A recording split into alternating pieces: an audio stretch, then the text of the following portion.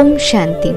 प्रजापिता ब्रह्मा कुमारी ईश्वरीय विश्वविद्यालय का मुलुंड सब जोन प्रस्तुत कर रहा है 12 ज्योतिर्लिंग का गुह्य रहस्य और परमात्मा का सत्य परिचय।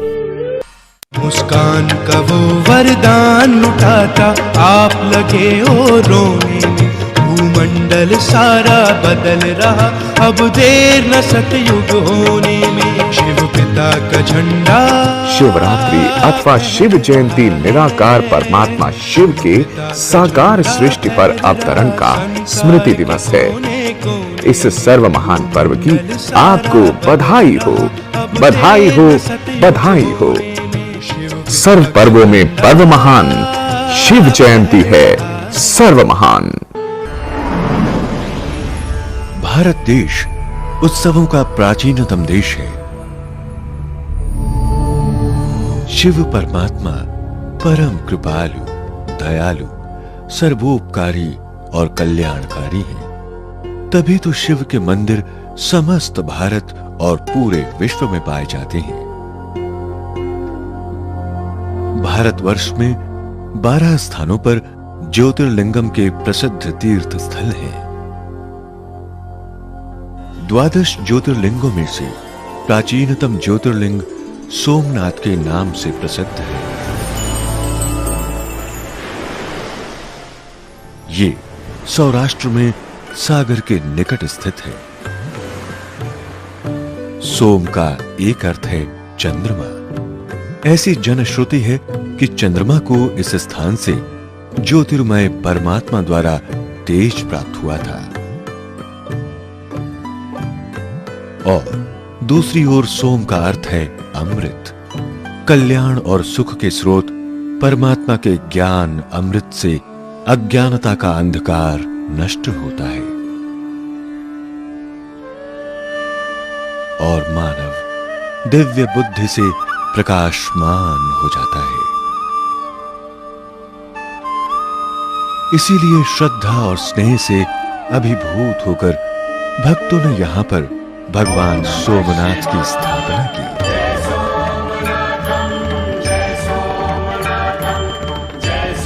सोमनाथ के समीप ही द्वारका में एक और ज्योतिर्लिंगम है जिसे कहते हैं नागेश्वर नागनाथ।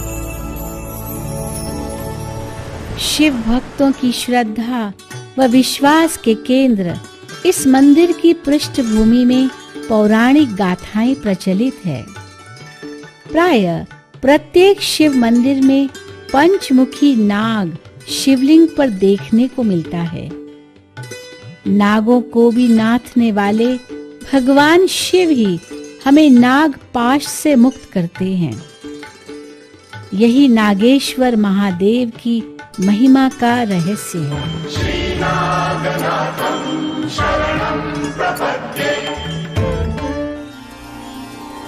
अब आइए चले हिमालय की ओर।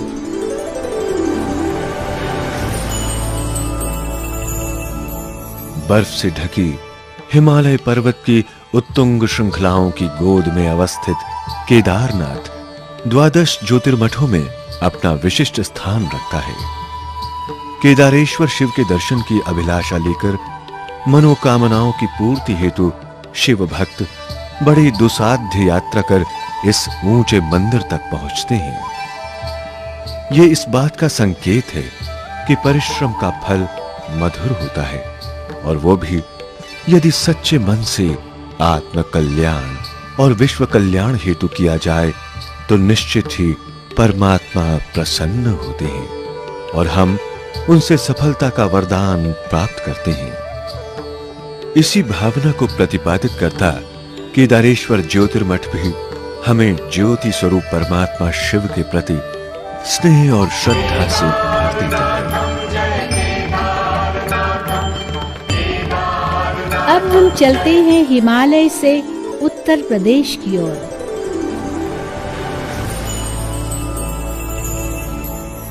भगवान शिव का महात्म दर्शाने वाले 12 ज्योतिर्लिंगों में बनारस स्थित विश्वेश्वर महादेव का मंदिर विश्व प्रसिद्ध है। वारुणी और असी नदियां गंगा में जहाँ मिलती है उसे वाराणसी नगर कहते हैं।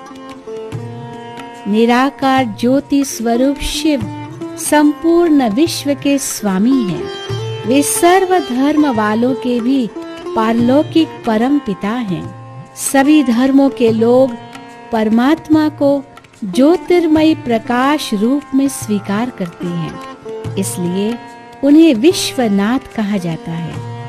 निराकार परमात्मा को भक्त सहज रूप से याद कर सके, इस हेतु उनकी शिवलिंग रूप में भी पूजा की जाती है। उत्तर प्रदेश से अब हम चलते हैं मध्य प्रदेश की ओर।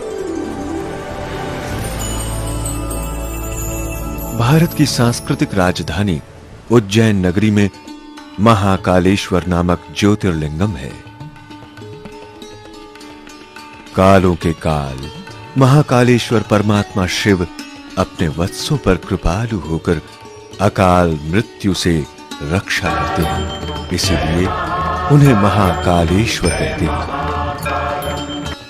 वास्तव में प्रत्येक व्यक्ति मृत्यु से भयभीत रहता है, क्योंकि मृत्यु जीवन का अंतिम सत्य है, जिसका सामना हर एक को करना ही पड़ता है। किंतु महाकालेश्वर शिव परमात्मा से आत्मज्ञान प्राप्त कर मनुष्य आत्मा भय से मुक्त हो जाती है। ये परमात्मा द्वारा प्रदत्त अमृतत्व का उपहार ही यादगार है। 12 ज्योतिर्लिंगों में से मध्य प्रदेश में ही ओमकारेश्वर और अमलेश्वर के प्रसिद्ध शिव मंदिर हैं। इन दोनों ज्योतिर्लिंगों का अस्तित्व भी अलग अलग है, परंतु इन्हें एक ही समान महत्व और मान्यता प्राप्त है। कहा जाता है कि प्रसिद्ध राजा मानधाता ने शिवजी को प्रसन्न कर उन्हें यहाँ ज्योतिर्लिंग रूप में विराजमान होने की प्रार्थना की थी। वास्तव में जहाँ एक और ओंकारेश्वर ओम स्वरूप ज्योतिर्मय परमात्मा शिव का ही नाम है, वहाँ दूसरी ओर अमलेश्वर भी मल रहित निर्मल निष्पाप बनाने वाले ईश्वर का ही स्मृति स्थल है। ओंकारेश्वर या अमलेश्वर ज्योतिर्बिंदु निराकार परमात्मा शिव से सर्व संबंध जोड़कर मनुष्य आत्मा विकारों से मुक्त हो जाती है और परमानंद की अनुभूति करती है। महाराष्ट्र के नासिक जनपद में गौतमी नदी पर दिव्य ज्योतिर्लिंग अपना अनोखा रूप धारण किए हुए है। इस प्रसिद्ध तीर्थ स्थल पर त्र्यंबकेश्वर का प्राचीन मंदिर विराजमान है। त्र्यंबकेश्वर के संबंध में प्रचलित रोमांचकारी कथा का आध्यात्मिक रहस्य भी कम रोमांचक नहीं है। त्र्यंबकेश्वर का अर्थ है ज्ञान का तीसरा नेत्र प्रदान करने वाले ईश्वर। वास्तव में साधारण नेत्रों से जो बातें नहीं देखी और समझी जा सकती हैं, उन्हें दिव्य नेत्र से ही देखा और समझा जा सकता है। यही शिव का तीसरा नेत्र है, जिसके खुलने मात्र से ही काम क्रोध जैसे महाशत्रु भी नष्ट हो जाते हैं। महाराष्ट्र प्रदेश में ही औरंगाबाद के पास स्थित विश्व प्रसिद्ध एलोरा की गुफाओं के निकट ज्योतिर्लिंगम शिव को घृष्णेश्वर के नाम से जाना जाता है। प्रचलित लोक कथा के अनुसार पार्वती ने कुमकुम, केसर और शिवालय का जल लेकर जब हाथ पर घर्षण किया तो उससे शिवलिंग का निर्माण हुआ और दिव्य ज्योति प्रकट हुई। इसलिए यह तीर्थ स्थल घृष्णेश्वर के नाम से प्रसिद्ध हुआ। वास्तव में यह घर्षण ईश्वरीय ज्ञान के चिंतन एवं निरंतर प्रभु स्मरण के अभ्यास का प्रतीक है। जिस प्रकार रस्सी के घर्षण से पत्थर पर भी निशान बन जाता है, उसी प्रकार अभ्यास करते करते बुद्धिहीन भी बुद्धिमान बन जाता है। घृष्णेश्वर के निकट ही एक और ज्योतिर्लिंगम है, परली वैद्यनाथ।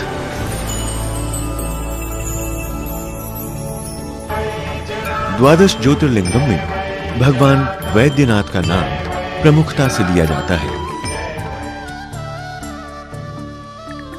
जैसा कि नाम से ही स्पष्ट है, ज्योति स्वरूप परमात्मा वैद्यों के भी वैद्य, परम वैद्य, परम चिकित्सक हैं। व्यक्ति का रोग जब असाध्य हो जाता है तो प्रभु स्मरण की शरण में आता है।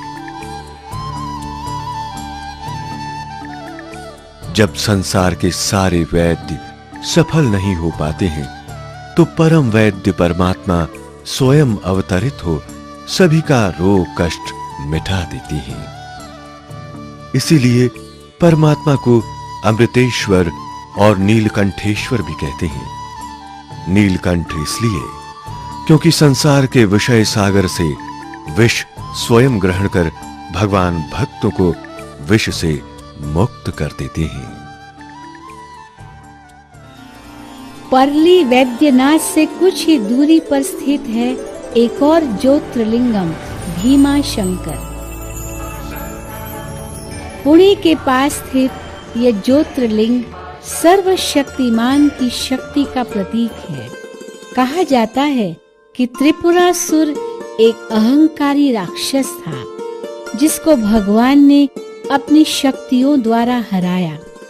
इसका भावार्थ है कि मनुष्य आत्माएं जब अहंकार के वशीभूत हो माया से परास्त हो जाती है, तब सर्वशक्तिमान ज्योतिर्मय परमात्मा अवतरित हो जगत को इन अंतर मन की आसुरी शक्तियों पर विजय प्राप्त कराते हैं।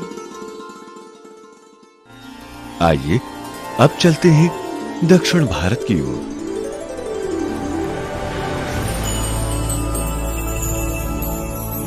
आंध्र प्रदेश स्थित श्रीशैलम में मल्लिकार्जुन नामक ज्योतिर्लिंगम है।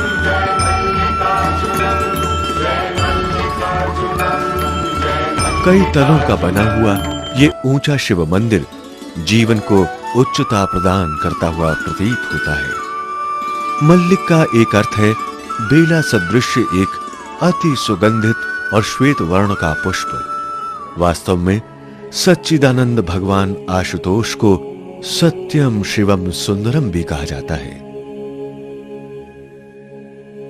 क्योंकि सत्य रूप भगवान इस सृष्टि के बीज रूप मंगलकारी और अति सुंदर है।